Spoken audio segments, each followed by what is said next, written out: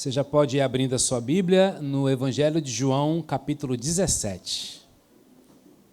Evangelho de João, capítulo 17.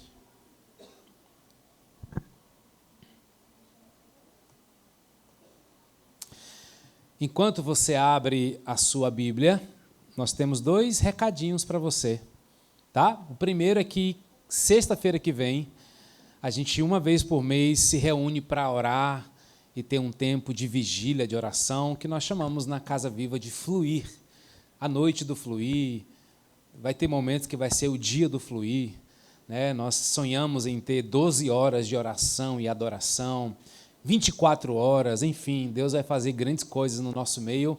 Mas sexta-feira que vem, dia 14, nós vamos lá no Monte da Sabiaguaba, onde a grande maioria dos evangélicos que gostam de orar à noite, num local especial, sobe, né? Então, nós vamos nos encontrar às 8 horas ali e nós vamos te ajudar a subir, nem que você chegue lá às 9, né? 9 horas, 1 hora subindo o monte, a gente vai ter a paciência, mas nós vamos subir o monte, nós vamos ter um tempo de oração ali ao ar livre, vai ser tremendo. Por favor, esteja lá, as células se mobilizem e nós vamos ter um tempo de oração muito, muito especial naquele lugar.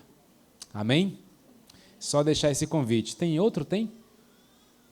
Que eu não sei, acho que não, né? Isso. Põe lá aquela imagem. Pessoal, esse final de semana nós tivemos com os nossos líderes de células, líderes em treinamento e os nossos líderes de ministérios também, ali em Guaramiranga, para o nosso primeiro retiro, né, com essa turma que está se dedicando a abrir a sua vida, abrir sua casa, dedicar seus dons e talentos, só para a gente celebrar aí com vocês que tivemos um local maravilhoso. Esse verde está desse jeito, tá, gente? A gente não alterou a cor do verde na foto, está verdinho mesmo, um clima maravilhoso, foi muito, muito bom. Deus nos visitou nesse lugar, só para que a gente celebre isso com vocês. Ok? Evangelho de João, capítulo 17. Nós vamos ler dos versos 1 a 5. Tá? Eu vou ler na Bíblia, na Nova Bíblia Viva. Então, se você está lendo aí no seu aplicativo, coloca lá NBV, é a versão que a gente está lendo aqui na Casa Viva. Tá? Quando Jesus acabou de dizer todas essas coisas, levantou os olhos ao céu e disse: Pai, chegou a hora. Glorifique o seu Filho, para que o seu Filho possa glorificar o Senhor. Pois o Senhor tem dado autoridade sobre toda a humanidade, para que Ele dê a vida eterna a cada um que o Senhor deu a Ele. E a vida eterna é esta: conhecer o único Deus verdadeiro e a Jesus Cristo que o Senhor enviou. Verso 4, eu glorifiquei o Senhor sobre a terra, completando a obra que me mandou fazer. E agora, Pai, glorifica-me junto ao Senhor, com a glória que tínhamos juntos, antes do princípio do mundo. E eu quero ler novamente o verso 4, porque ele é o verso central do nosso tempo aqui. Eu glorifiquei o Senhor sobre a terra, completando a obra que me mandou fazer. Você pode fechar seus olhos mais um instante? Eu queria te convidar a você fazer uma oração nessa manhã, dizendo: Pai, fala comigo. Pai, eu te entrego os meus ouvidos, te entrego o meu coração. Esse tempo de consagração, de culto, é um tempo de primazia, é o tempo de dar o seu melhor. Peça ao Senhor para falar com você. Peça a Ele para encher o seu coração com os sentimentos, os pensamentos que são dos céus, de modo que você seja transformado nessa manhã. É a palavra que limpa, é a palavra que alinha, é a palavra que transforma no poder do Espírito Santo. E eu peço, Senhor Jesus, toca-nos, revela a Tua vontade, faz essa manhã ser muito especial, muito profunda para o coração dos meus irmãos. Enche-nos com Teu Espírito Santo, assim como já fizemos até aqui, em Te adorar, em expressar a Ti o nosso amor, a nossa adoração, a nossa gratidão. Ah, Senhor, graças Te damos. Graças Te damos. Sê bem-vindo aqui, Espírito Santo. Sê bem-vindo aqui, Espírito Santo. Ilumina o nosso entendimento, aquece o nosso coração. Não nos deixa sair desse lugar da mesma forma que entramos, porque é impossível ter um encontro contigo e sair o mesmo. Nós ansiamos por isso, nós nos abrimos para isso. Vem, toca-nos, lidera-nos com seu poder, com a sua graça, em nome de Jesus. Amém, amém. Meus irmãos, nós estamos falando e ministrando nas últimas semanas sobre igreja. Nós estamos falando sobre o que é a igreja, para que a igreja, como é a igreja. E esse tema é bastante urgente, porque, de fato, há uma luta espiritual muito grande, vivenciada nas últimas semanas ou nos últimos anos, sobre o papel da igreja no mundo. E você há de convir comigo que tudo que é espiritual, há sim uma grande guerra espiritual por trás disso. Se você é alguém que já entregou a sua vida a Jesus, você entende, você compreende que céu e inferno existe, que o nosso Deus existe, que Lúcifer e Satanás também existe, e que tudo aquilo que é a favor do que a palavra de Deus nos ensina, há lutas espirituais que se levantam, da mesma forma com a igreja. A igreja, como nós vimos até aqui, ela foi fundada por Jesus. Igreja não é ideia de um homem. Igreja não é liderada por um homem. Nunca será, nunca foi. Porque Jesus é o fundamento da igreja. Por isso, ele disse, eu edificarei a minha igreja. Então, quem edifica a igreja é Jesus. Quando ele declarou, ele não estava dizendo, eu estou edificando a igreja. Eu já edifiquei a igreja. O que ele disse é, eu sou a rocha, eu sou o fundamento e eu edificarei a igreja. E por que ele falou no futuro? Porque ele estava dizendo que chegaria um tempo, dias depois, no Pentecoste, que essa igreja, reunida num cenáculo, reunida ali por 50 dias, esperava uma visitação que selaria a fundação da igreja. Jesus edifica a igreja, o Espírito Santo inicia a igreja. Deus envia Jesus, Jesus envia o Espírito Santo, e mais uma vez, assim como em Gênesis capítulo 1, Deus Pai, Deus Filho, Deus Espírito Santo cria o homem, Deus Pai, Deus Filho, Deus Espírito Santo cria a igreja. Então, em nome de Jesus, como está o seu temor quando você escuta essa palavra igreja? É fato, meus irmãos, há muita aberração por aí, há muita gente ferida com a igreja por aí, e eu falo com um certo temor sobre isso, porque eu já fui instrumento para ferir pessoas. Eu tenho 25 anos no ministério, e eu já fui alguém que contribuiu para alguém sair da igreja. E Deus me trouxe à mente, Deus me trouxe arrependimento, e Deus tem mudado o meu coração.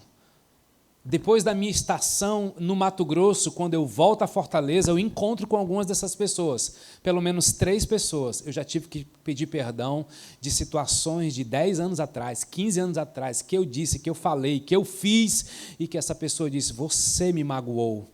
Eu disse, obrigado porque você me deu a chance de saber. Conta tudo. E eu fui, pecado por pecado, ferida por ferida, eu fui dizendo, me perdoe, realmente nessa época eu era imaturo, realmente nessa época eu passei do ponto e fui dando nomes, e Deus me deu a graça de restaurar, porque a igreja não é uma comunidade de perfeitos, é uma comunidade de gente restaurada, gente que está sendo transformada. Igreja não é lugar de pessoas perfeitas, mas um lugar de pessoas em processo de transformação. É que para um líder reconhecer isso é mais difícil, não é? Mas Deus vai quebrando a gente, Deus vai transformando a gente. Então, se você não sabe, a igreja dos desigrejados é maior do que a igreja dos congregados. Há pesquisa sobre isso, gente. Há igrejas, há movimentos, há uma imensidão de pessoas que um dia foram da igreja. E quando eu digo um dia foram da igreja, tinha temor pelo corpo de Cristo. Não era exatamente a pessoa que ia no culto apenas, porque ir somente para o culto não é viver igreja. É parte do processo de igreja. Igreja são relacionamentos. Igreja é você servir sem ser pago por isso. Igreja é um lugar que você ama e é amado, onde você cuida e é cuidado, onde você restaura e é restaurado, onde você conhece e se dá a conhecer, onde você investe naquilo que o resultado às vezes não vem aqui, vem na próxima década.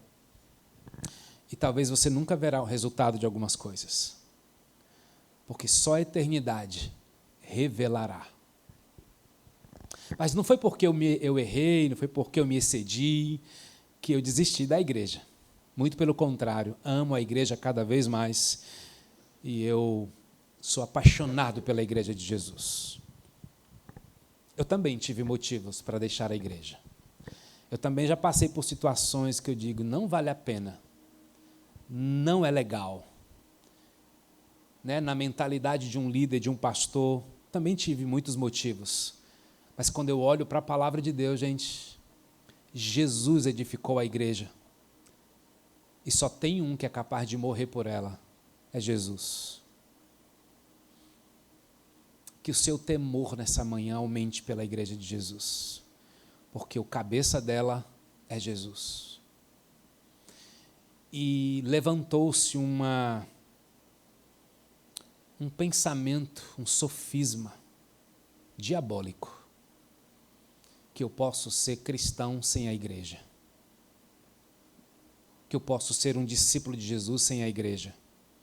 Eu não sei onde você encontra isso na Bíblia, mas não tem nenhum respaldo na Bíblia para isso. Por isso Jesus se compara a um corpo. Imagina você que decide casar com alguém, só porque você olha para a face dela, ela é tão bonita, tem uns olhos tão bonitos, nossa, eu gosto dos cabelos, mas você não aceita ela por inteiro, o corpo, as emoções. Você não aceita ela, você só se relaciona com a face dela. Se você é um cristão que não se relaciona com a igreja, você é como alguém que só se relaciona com a face de alguém. Ela fala bonito, ela olha bonito, ela me escuta bem, poxa, é bom beijar essa pessoa. Tá, mas o corpo dela pouco importa. Se ela anda normal, se ela se cuida, se ela é obesa, se ela é magra, se ela tem uma doença, não importa não. Importa que eu gosto da face dela. É assim, gente? Claro que não. Então, nós estamos falando de igreja porque a Casa Viva, como igreja, está nascendo nesse contexto de terras áridas, de pessoas desacreditadas do corpo de Cristo. E tantas frases nós já escutamos, né? Não, mas eu posso ser igreja na minha casa, eu posso ser igreja no meu quarto. Isso não é verdade, isso é uma teoria humanista, isso é fruto de gente ferida, isso é fruto de um corpo disfuncional, isso não é da palavra de Deus. Não, mas eu vou viver igreja com os meus amigos. Igreja não é feito de amigos, igreja é feito de irmãos. Me mostre quantos versículos na Bíblia diz assim, irmãos, uns aos outros. Há pelo menos 40 mandamentos que nós declaramos como sendo mandamentos recíprocos. Irmãos, consolem uns aos outros. Irmãos, sirvam uns aos outros. Não tem lá escrito amigos. talvez a nossa expectativa sobre a igreja tenha falhado, não é? Porque a gente foi para a igreja para encontrar um amigo, a gente foi para a igreja para encontrar um namorado, uma namorada, a gente foi para a igreja para encontrar um emprego, foi para a igreja para encontrar o quê? Tantas outras motivações, e todas essas motivações são humanas, carnais, temporais, frágeis. E Deus está permitindo, irmãos, que na nossa igreja Casa Viva a gente retire do nosso meio esses empecilhos, isso que nos impede de viver igreja. Mas o que é igreja? É o que nós temos falado nos últimos domingos. E se você é um curioso, se você é um desejoso de restaurar a imagem da igreja sobre a sua vida, sobre o seu coração, eu te desafio. A gente já tem um YouTube, um canal no YouTube, as mensagens estão ministradas lá. Semana passada o Carlos ministrou aqui sobre uma igreja unida, a unidade da igreja, e nós estamos decidindo falar sobre isso, mesmo que não seja um tema lá tão atraente, porque nós não estamos nos apresentando como uma igreja atraente, mas nós queremos ser uma igreja cativante. Que você sinta o DNA dessa igreja pela primeira vez ao chegar aqui. Que você sinta que há uma igreja disposta a ser igreja, a pagar o preço para ser igreja, porque há muitas bênçãos para ser derramada no corpo de Cristo. A multiforme sabedoria de Deus é dado à igreja. Só que igreja, gente, cativante, ela é formada por um tipo de gente. E aí eu vou começar a entrar na ministração dessa manhã. Até aqui foi uma introdução para te situar daquilo que nós estamos fazendo. Igreja cativante é feito por discípulos. Você pode repetir comigo? Igreja cativante é feita por discípulos. Sabe qual foi um dos grandes pecados e erros da igreja? E eu coloco aqui na posição de alguém que exerce o ministério pastoral, eclesiástico, foi a gente se contentar em ser crente. Eu lembro que quando eu me converti, eu tocava numa banda de forró, eu era sanfoneiro de uma banda de forró, e eu disse, meu pai foi meu professor de música, e eu disse, pai, eu não me sinto bem mais, eu não quero mais tocar a minha sanfona para cumprir a profecia daquela música, beber, cair, levantar. Eu não me sinto mais bem com isso. Então eu disse, hoje vai ser meu último show, e então eu toquei, foi uma viagem que eu fiz para São Paulo, a gente passava de um mês inteiro em São Paulo tocando forró todas as noites, apenas um dia de folga. Eu fazia parte da rede do Mastruz com Leite, e foi a minha última viagem, né? Foram 3 viagens que eu fiz nesse período. Eu fiquei 5 anos como músico profissional, e eu tive realmente um encontro com Jesus, e 2 anos depois desse encontro com Jesus, eu entendi que não era mais ali o meu lugar. E meu pai me fez uma pergunta: e o que é que você agora vai ganhar tocando para crente? Eu não sabia responder essa pergunta, óbvio, porque, na verdade, a minha mudança de vida não era por um resultado financeiro, era por uma obediência a uma palavra, a um entendimento e a um chamado de Deus para a minha vida. De alguma forma, Deus estava me preparando para coisas maiores e melhores, e, gente, já se passou muito tempo. Eu posso dizer para vocês, foi a melhor coisa que eu fiz. Glória a Deus, porque eu consegui viver uma vida extraordinária depois disso, fruto de uma obediência. Uma igreja não é formada por crentes, uma igreja é formada por discípulos. Vocês já me ouviram falar isso algumas vezes, mas é importante que você entenda que o tipo de igreja que nós queremos ser não é uma igreja de crente, é uma igreja de discípulos. E eu sempre digo que já faz alguns anos que eu desisti de ser crente, porque realmente crente não traduz tudo o que Deus espera de um seguidor seu. Sabe o que Deus espera de um seguidor seu? ele revela isso nos 5 últimos capítulos antes dele ir para a cruz. E eu quero te colocar nessa história, porque o versículo 4 de João 17 vai ser talvez 10 minutos da minha pregação nessa manhã. Mas se você entender o contexto, vai ser extraordinário para a sua vida, eu tenho certeza. E eu quero que você pense o seguinte, em João capítulo 12, verso 32, ou verso 23, se eu não me engano, Jesus diz assim, e é chegado o tempo, é chegado a hora. Quando Jesus diz é chegado a hora, ele está dizendo que durante toda a eternidade, Deus Pai, Deus Filho, Deus Espírito Santo já tinha um plano para a humanidade. E qual era o plano dele? Era resgatar todos. Era reconciliar consigo todas as coisas. Quando Jesus começa o seu ministério e ele começa a dar evidências que ele curava, que ele restaurava, que ele fazia milagres, logo, aqueles que eram curados saíam contando. E você vai lembrar que Jesus disse para alguns deles assim, não conta nada agora não.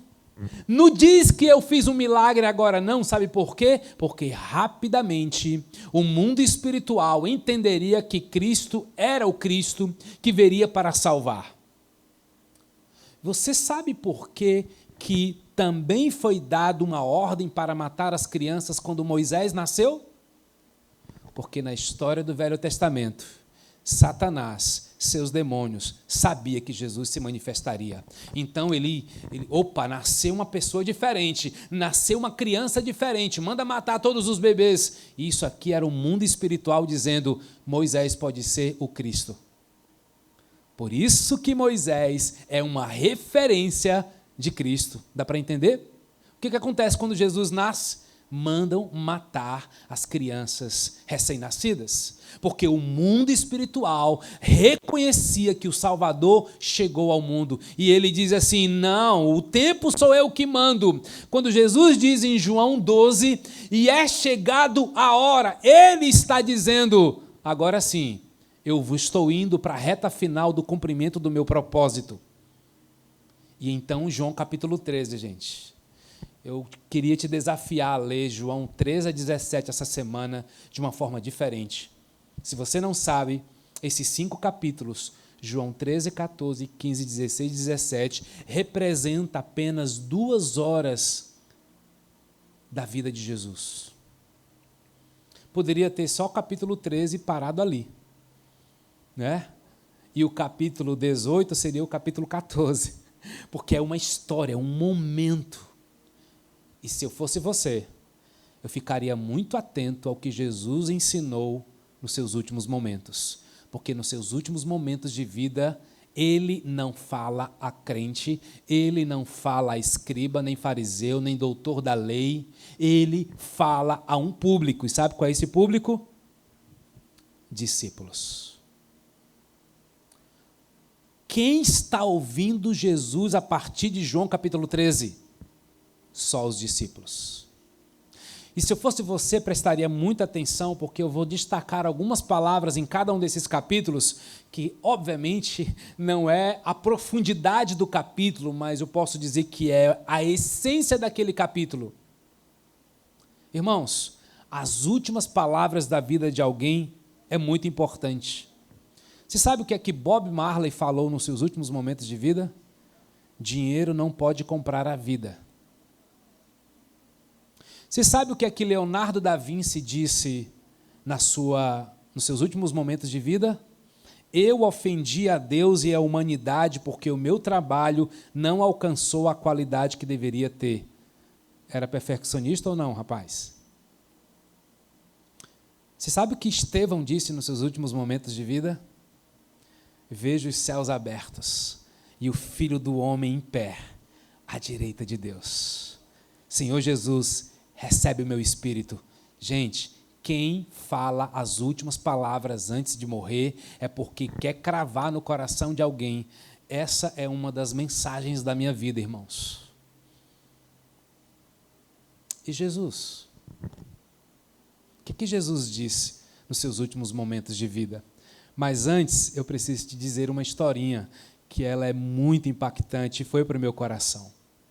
Existiu um homem, um filósofo alemão, que ele desenvolveu uma teoria, a teoria da relatividade geral, que é um dos pilares da física moderna. Estamos falando de Albert Einstein. Quando Albert Einstein estava no seu leito de morte, as suas últimas palavras foram em alemão. Só que a enfermeira que cuidava dele não falava alemão. Até hoje, não se sabe quais foram as últimas palavras de Albert Einstein. Isso me faz pensar algo muito importante. Nunca se cerque de alguém que não fale a linguagem do seu coração. Sabe por que Jesus chamou os seus discípulos para perto? Porque esses discípulos começou a entrar na linguagem do coração de Jesus. Jesus podia contar, sabe com quem? Com discípulos. Oh, queridos, quantos discípulos nós temos aqui nessa manhã, hein? Se você se vê como um crente, hoje a sua conversão vai ser diferente. É para ser discípulo. Se você é alguém muito religioso, Jesus não fundou uma religião e Ele não quer que você seja religioso, Ele quer que você seja discípulo. Jesus não chamou doutores da lei a partir de João 13, Ele chamou os seus discípulos. E eu quero fazer parte desse reino de discípulos. Atentem para isso. Assim como o famoso Sermão do Monte, lá de Mateus 5, 6 e 7, foi o ensino mais importante do início do ministério de Jesus. Sabe quem estava lá no Sermão do Monte? Os discípulos. O mesmo acontece nos últimos momentos da sua vida. Quem está perto dele? Os discípulos. Porque Jesus nunca se cercou de pessoas que não falassem a linguagem do seu coração. Agora eu te pergunto, você está preparado para ouvir o que ele tem a dizer aos seus discípulos? Sim ou não? Então vamos lá. João 13, eu quero destacar algumas palavras. João 13:1 diz: um pouco antes da festa da Páscoa, sabendo Jesus que havia chegado o tempo em que deixaria esse mundo e iria para o Pai, tendo amado os seus que estavam no mundo, amou-os até o fim. Então a primeira palavra que eu destaco para você é que Cristo Jesus amou. E o amor de Jesus não é um amor pela metade. Não é um amor frágil. É um amor que vai até o fim. Ele estava falando de quem, gente? Dos seus discípulos. Ele amou os seus discípulos. Se você for lá para o verso 34, ele vai dizer: amem-se uns aos outros. Como eu amei, vocês devem amar uns aos outros. Verso 35, com isso todos saberão que vocês são meus discípulos. Que tremendo isso, gente. Que tremendo isso. Vocês serão considerados meus discípulos se vocês amarem. E que triste saber que a igreja não é mais vista por muitos como um ambiente de amor, porque sim, nós julgamos, sim, nós criticamos, sim, nós assumimos uma postura de superioridade. Não, Senhor. Nós temos nos posicionado, irmãos, como lugar que é para estar humildes, servos, porque o orgulho sempre destruirá. O orgulho tira você da sua função, do seu trabalho. Quantos de nós já poderíamos ter sido promovidos no nosso ambiente de trabalho, mas a gente não é por causa do orgulho? Quantos problemas no seu casamento já deveria ter sido resolvido, mas não é por quê? Por causa do seu orgulho. Quanto tempo você já poderia ter retornado para a igreja, mas não retornou por causa de quê? Por causa do seu orgulho. E muitos saíram por causa do seu orgulho. Meu Deus, tem misericórdia de nós, porque o amor, ele é uma flecha que vai transpassar esse orgulho, esse egoísmo. Eu creio nisso. Quem ama, serve. E essa é uma segunda palavra que eu destaco em João 13. Porque no verso 4 e 5, Jesus levantou-se da mesa, tirou a sua capa, colocou uma toalha em volta da cintura e depois disso derramou água na bacia e começou a lavar os pés dos seus discípulos. Porque quem ama se humilha, olha, quebra o orgulho, e quem se humilha serve. Por isso, Filipenses capítulo 2, dos versos 5 em diante, ele vai dizer: tenham vocês a mesma atitude que teve Cristo, que mesmo sendo Deus, embora sendo Deus, não considerou que ser igual a Deus era algo que devia apegar-se. Mas ele esvaziou-se, vindo a ser o quê? Servo. Quem ama, se humilha. Quem se humilha, serve. Ei, mensagem que só discípulo consegue ouvir.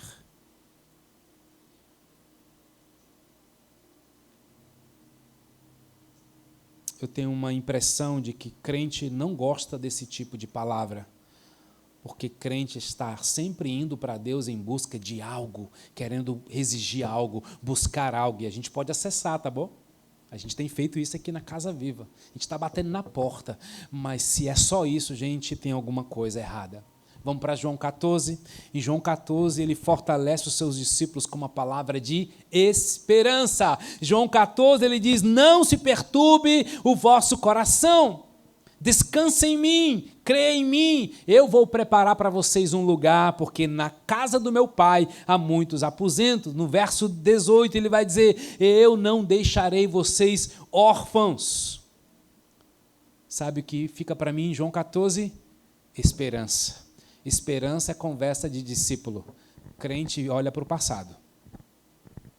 Ah, fez isso comigo, errou comigo, todo tempo olhando para o passado. Não, mas eu já fui crente há muito tempo. Olha, eu já passei por isso há muito tempo. Todo tempo olhando para o passado, não consegue ter uma linguagem de esperança. Jesus está dizendo: vocês vão sentir a minha falta, eu sei. Eu estou indo para a cruz, eu sei, mas eu quero dizer uma palavra de esperança. Não se turbe o vosso coração, gente. Nós precisamos de gente perto da gente que fala isso. Calma, meu amigo, vai passar. Não fica aflito, não se entrega, não demoniza todas as coisas, não seculariza todas as coisas, não coloca tão baixo as lutas que você está vivendo. Há uma esperança, há algo que está sendo construído pela fé, porque a fé é uma semente que sempre gera frutos extraordinários.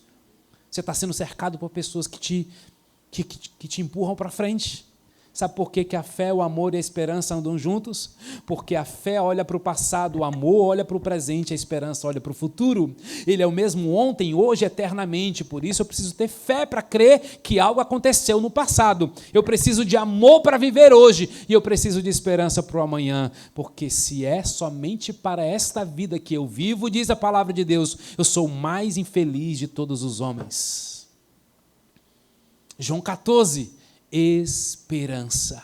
A sua dor vai passar, meu irmão. O seu silêncio vai acabar. Deus vai falar nesse silêncio que você está. Deus vai reverter o quadro nessa luta que você está. Tem algum discípulo aqui para dizer amém? Deus vai fazer, porque Ele tem uma palavra de esperança. Até os nossos sofrimentos, que a Bíblia diz que é leve e momentâneo, só para te animar, tá bom? Eu sei que você diz assim: ah, pastor, está demais, não aguento não. Aguenta sim, porque a Bíblia diz que você aguenta. A sua luta, ela, de certo modo, do prisma de Deus, é leve e momentâneo, ou seja, vai passar. Porque se você chegou nessa manhã aqui, meu amigo, você já passou por muita coisa. Isso eu não tenho dúvida, não precisa ser profeta para dizer isso. Você já penou muito para chegar até aqui. anos esperando o trabalho dos teus sonhos, anos esperando para construir tua família, anos até esperando para encontrar uma igreja, anos esperando para ter uma resposta de Deus, e Deus não te deu? Quem recebeu já uma resposta que aguardava há muito tempo? Várias pessoas. Então a sua resposta vai chegar. Discípulo tem conversa de esperança. Isso é conversa de discípulo. Podemos seguir? Quando vocês ficam quietinhos assim, significa o quê?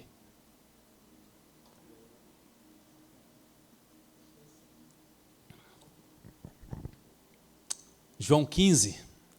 João 15. Passaria horas falando sobre João 15. Aliás, tem um curso na escola do discípulo chamado Maturidade, que é só sobre João 15, você acredita? A gente extrai 7 temas só em João 15, eu estou já na expectativa por esse curso. João 15, irmãos, Jesus está revelando mais uma marca para aqueles que são seus discípulos. Sabe qual é a palavra? Permanecer. Nós somos ótimos para começar, não é? É tão desafiador concluir alguma coisa, né, gente? Quantos aqui já começaram a tocar violão? Levanta a mão. Fica com a mão levantada. Quantos desses tocam violão hoje? Meu Deus, baixou tudo. Então, só o Ostevaldo que continuou. Quantos aqui já começaram um curso de inglês? E concluiu o curso de inglês? Vala, meu Deus. Poucos, né? Sabe o que é isso, gente? Nós estamos numa cultura, o Brasil não nos ajuda muito nisso, e a gente precisa mudar a história. Eu não sei quantos livros você já começou a ler esse ano. Você já terminou um? Por favor, alguém sim. Aleluia! Lê o próximo agora. Permanecer é o único jeito de você estar satisfeito em Deus. Eu já disse para vocês em outra instância que pecado nasce num ambiente de falta. Todo pecado nasce num ambiente de escassez. Está faltando, você logo quer resolver o que está faltando. E aqui está a grande virada, irmãos, porque muito daquilo que falta para nós vamos na nossa força resolver. Aí você diz assim, pastor, é difícil saber, né? Até onde eu tenho que ir, até onde Deus tem que ir. É verdade. É por isso que você não começa em você começa em Deus, porque Ele dá as ordens. Ele tem direcionamento para você lidar com suas finanças. Ele tem direcionamento para você lidar com sua profissão, com sua família. Deus cuida de você. Deus abençoa você na sua jornada de permanência. Ei, queridos, é quando estamos insatisfeitos que nós pecamos. Por isso o diabo, o mundo e a carne são craques em gerar uma sensação de falta. O mundo gera para nós uma sensação de falta. Mas toda pessoa satisfeita em Jesus sabe que nada lhe faltará, amém? O Senhor é meu pastor? Não tem i, é vírgula. I traz condicional, não tem condicional. O Senhor é meu pastor, vírgula, nada me faltará. É uma afirmativa que não tem condicional. E se caso não tem, ele declarou, nada vai te faltar, meu irmão. Não importa a crise, não importa o que você está vivendo, nada vai te faltar se você, de fato, tem em Cristo a sua maior satisfação. Por isso ele diz, permaneçam em mim, João 15,4, permaneçam nas minhas palavras, João 15,7, permaneçam no meu amor. De novo o amor voltou para a conversa de Jesus, pessoal.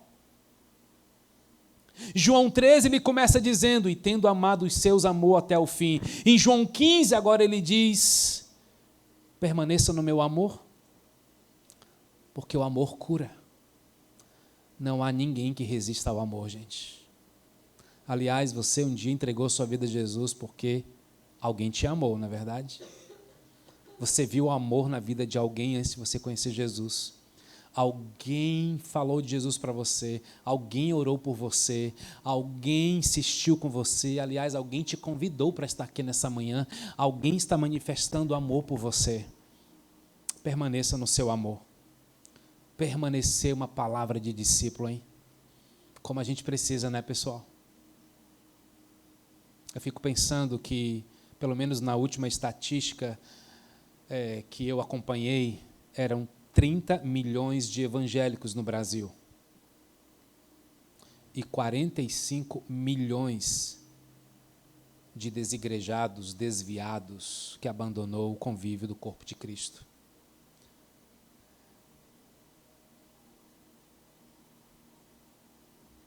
Muitas dessas pessoas estão esperando a gente voltar lá, sabia disso? Você sabia que tem muita gente precisando de você, que um dia esteve perto de Jesus? E eu vou te contar um segredo. Essas pessoas que estão longe da igreja, elas não têm uma vida espiritual de poder. Elas podem entender da fé. Converse com elas sobre a Bíblia. Esses que estão fora, todos vão falar com a Bíblia com você de uma forma linda. Mas começa a pedir sinais e maravilhas do poder de Deus na vida dela. Não tem. Sabe por quê? Poder é conteúdo que passa por aquele que permanece. Deus não dá poder para quem não tem compromisso com Ele. Esses que estão fora da igreja, pode ir, nenhum está exercendo seus dons e talentos. Sabe por quê? Porque para exercer dom e talento precisa de unção. Unção é poder, unção é presença do Espírito Santo, que vai transformando a tua arte em vida. E agora eu não canto mais só para alegrar, eu canto para transformar. Quem tem presença do Espírito Santo canta para transformar, serve para mudar, serve para edificar. E a gente começa a ver sinais e maravilhas. Glória a Deus, chegou o café. Olha, na Casa Viva, a gente toma água de coco. Quem vai pregar recebe água de coco. Agora está chegando café, está ficando chique, né, gente? É casa, né, pessoal? É casa. Muito bem. Vamos para João 16, porque João 17 nos aguarda. Sabe o que acontece em João 16?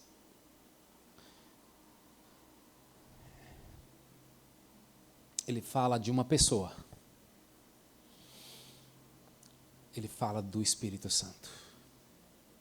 Em João 16, ele diz o seguinte: ser discípulo meu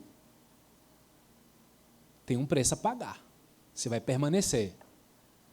E você vai fazer muitas coisas na tua jornada que você vai precisar da presença de uma pessoa, que é o Espírito Santo. E Ele é o Espírito Conselheiro. Por isso que eu digo a você, há tantas coisas que você está fazendo na sua força, e você diz assim: eu não sei qual é a vontade de Deus. Quando você permanece nele, aí você chega para ele e pergunta: Deus, é da tua vontade que eu mude de trabalho? Deus, é da tua vontade que eu case com essa pessoa? Deus, é da tua vontade que eu mude de cidade? Essas perguntas, elas têm que fazer parte da sua vida de permanência. E aí eu tenho algo para te dizer. Espera que ele vai responder.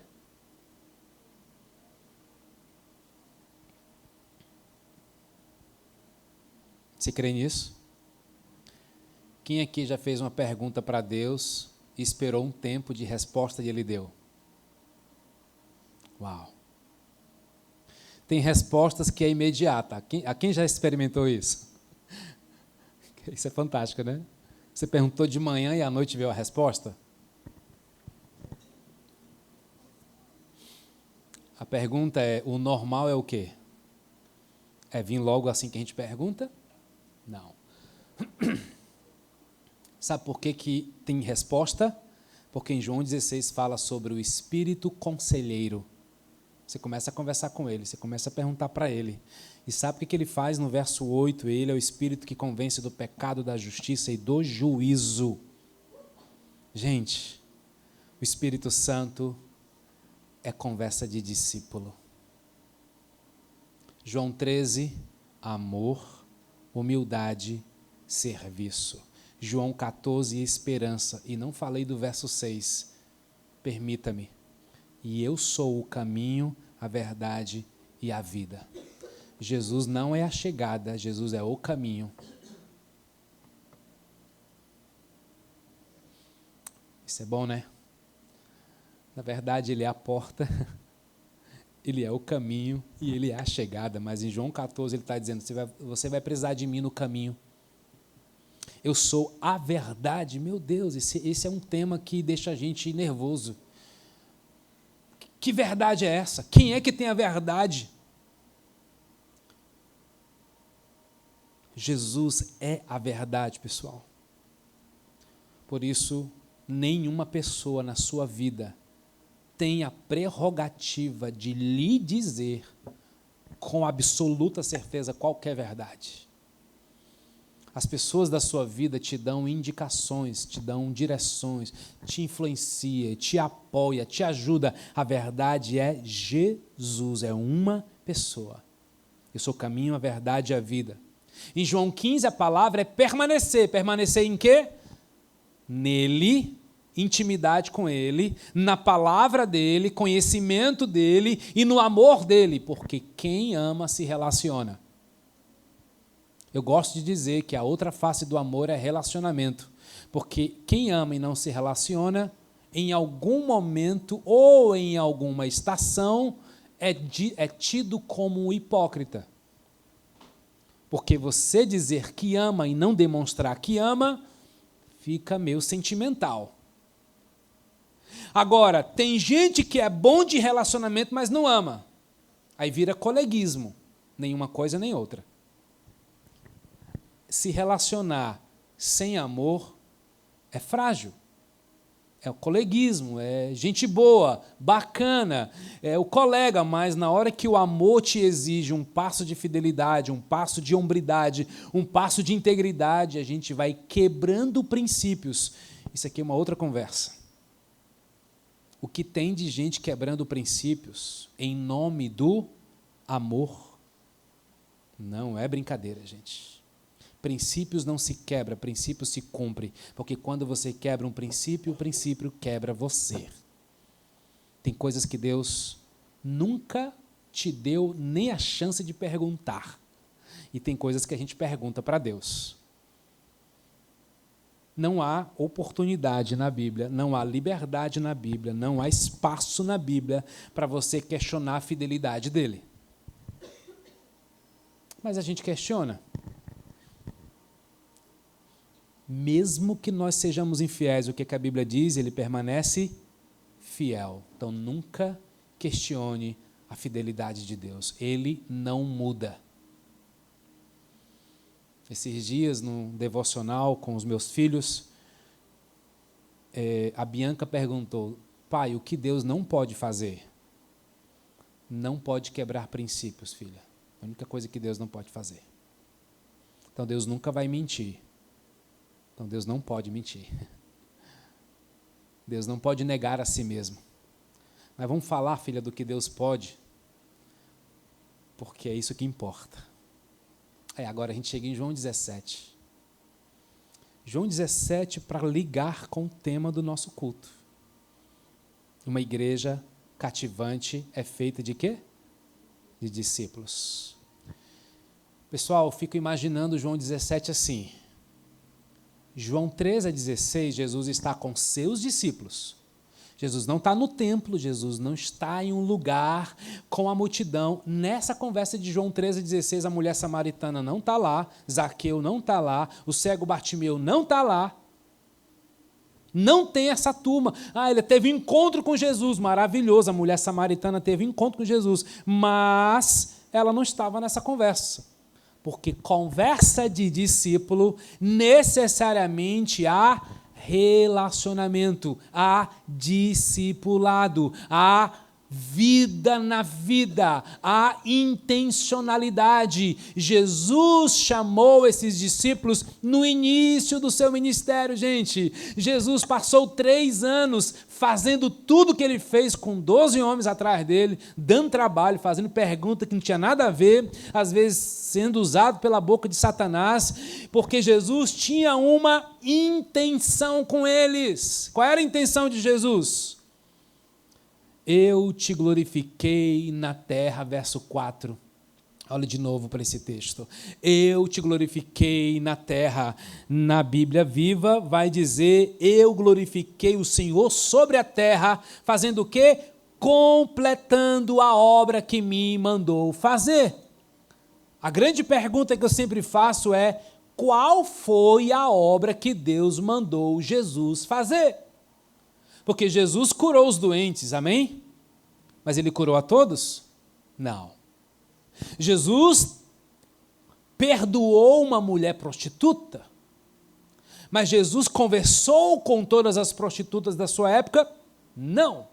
Jesus multiplicou pães para saciar a fome do faminto, mas ele matou a fome de todos os famintos da sua época? Não. Jesus se encontrou com um homem endemoniado, Jesus libertou aquele gadareno, mas Jesus se encontrou com todos os endemoniados e expulsou os seus demônios? Não. A pergunta é, por que que o texto está dizendo que Jesus completou? Se ele não curou a todos, se ele não libertou a todos? Só tem uma resposta, irmãos, que eu consigo enxergar. Ele completou a obra do discipulado.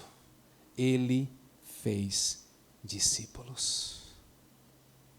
Ele fez discípulos.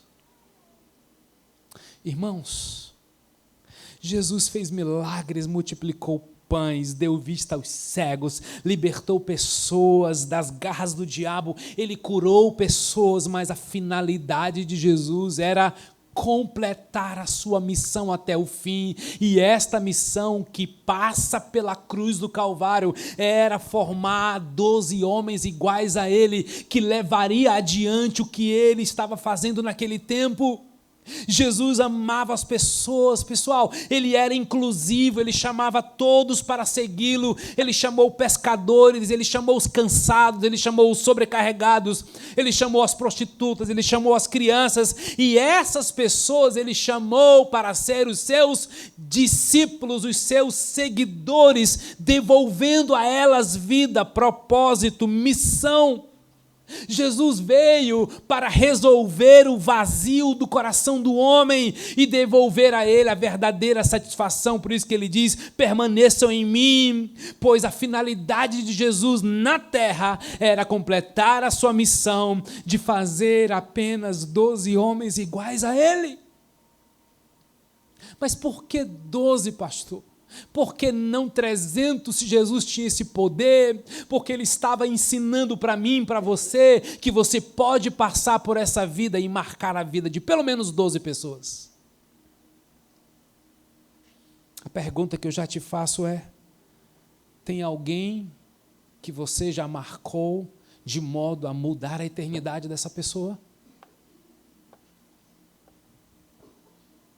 Tem alguém ao seu redor que você orou, amou, cuidou, visitou, abençoou, investiu, chamou, discipulou para ser discípulo de Jesus, e você pode chegar nos céus, não com mãos vazias e dizer, ô Jesus, eu estou aqui nos céus, eu trouxe comigo o Paulo, eu trouxe comigo o Tiago, eu trouxe comigo o Carlos. Porque a maior das certezas que nós temos é porque Jesus veio. Essa é uma certeza que ninguém tem dúvida. Jesus veio por amor. E ele amou de modo servil. Ele amou de modo humilde. Ele lavou os pés dos seus discípulos a ponto de ir para a cruz. Mas hoje eu quero que você dê um passo de maturidade, meu irmão. A pergunta não é por quê, a pergunta é para quê. Por falta de para quê, casamentos ficam medíocres. Por conta de um para quê, estudantes de curso como psicologia e outros de filosofia, não fica ali no porquê, e se perde no caminho, porque nunca tiveram um para quê. Por falta de para quê, a sua empresa não avança. E a gente fica sentindo as dores do processo por falta de um para quê. Quantos aqui amam ir para a academia malhar? Mas amam mesmo. Sério? Mas quantos aqui precisam ir? Ok.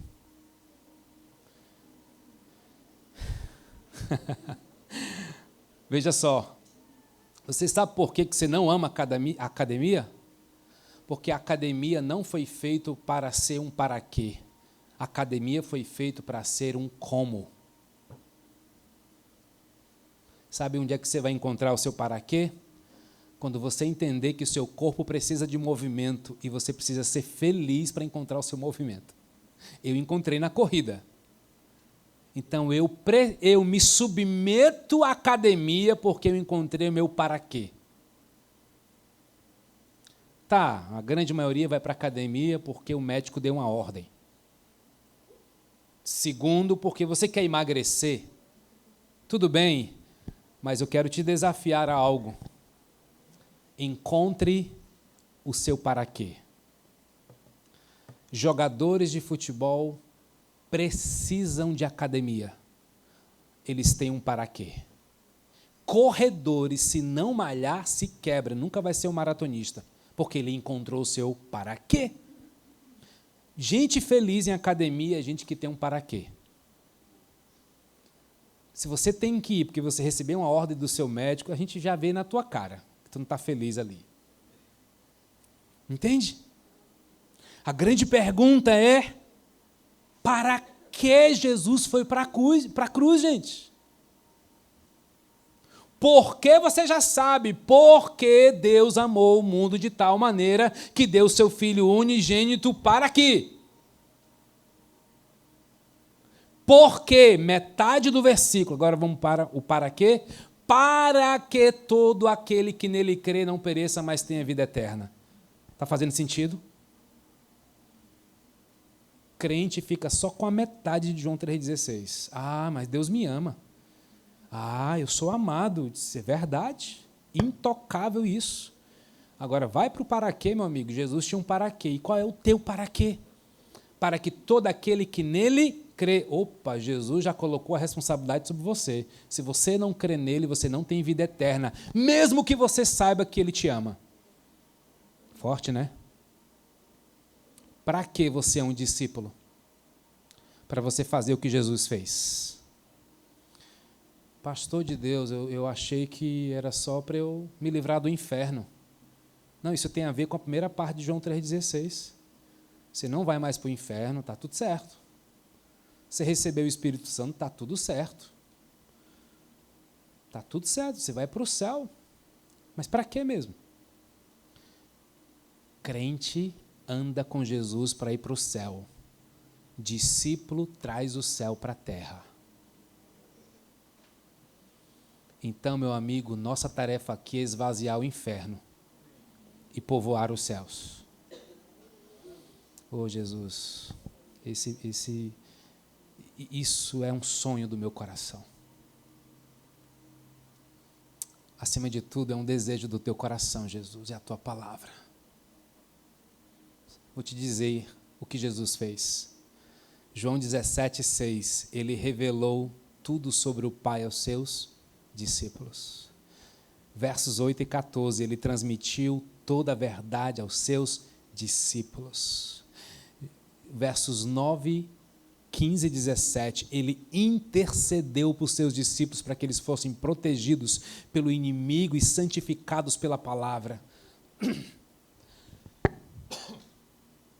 Ele discipulou a vida de 12 homens. Deixa eu te dizer, eram homens simples, iletrados, incompletos, imperfeitos, porque discípulo é gente comum.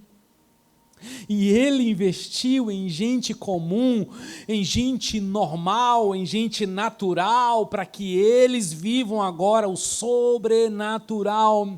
Ei, pessoal, Jesus investiu na vida de 12 discípulos para serem iguais a ele, que viveriam como mártires do seu evangelho e se multiplicasse sobre toda a face da terra. E quem interfere no plano de Deus se dá mal. Você sabe que teve no Velho Testamento um episódio que tentou atrapalhar o plano de multiplicação?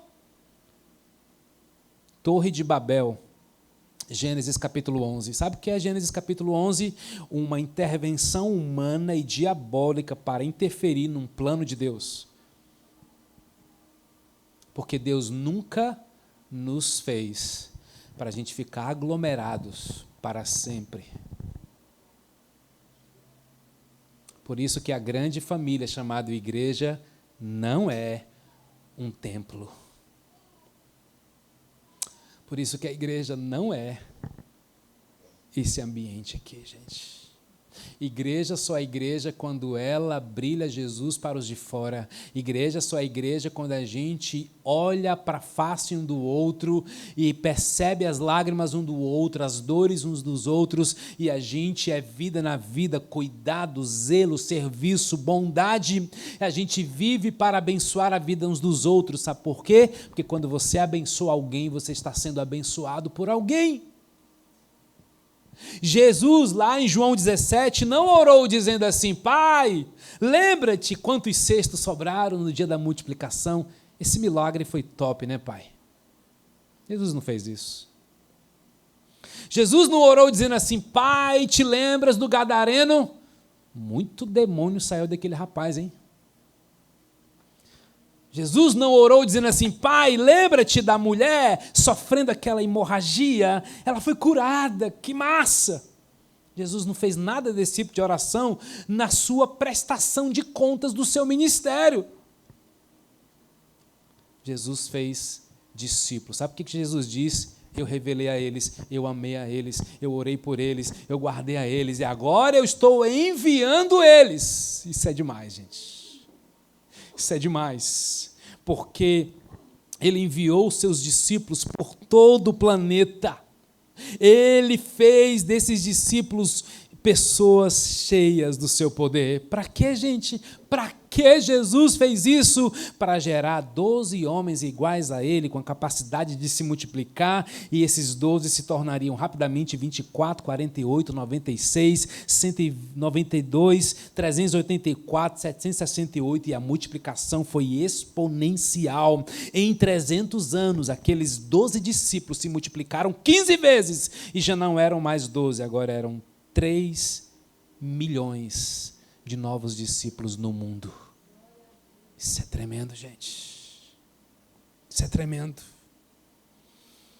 Qual é o nosso papel para fazer uma igreja cativante? Fazer discípulos.